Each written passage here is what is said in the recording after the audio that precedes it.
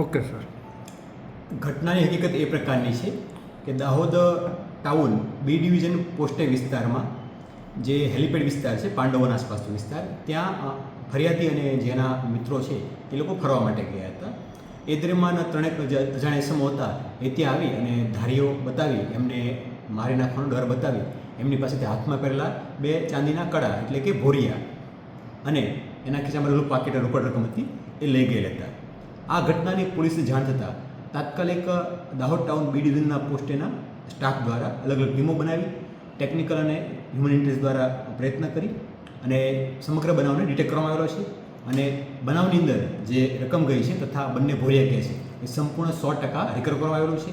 આ ઉપરાંત જે યમાહા ગાડી આરોપીઓ વાપરી છે એ પણ કબજે લીધી છે અને ધાર્યું પણ જે મળ્યું હતું એ પણ કબજે લેવાયું છે. આરોપીઓ છે એ ગરબાડા તાલુકાના જેસાવાડા વિસ્તારની અંદર આવેલા ખજુરિયા ગામ છે ત્યાંના વતનીઓ છે, જેઓના નામ જોવા જઈએ તો ઇસ્માઇલ ફતિયા પલાસ, હીરાભાઈ શિકુભાઈ પલાસ અને વિપુલભાઈ રૂમાલભાઈ પલાસ છે.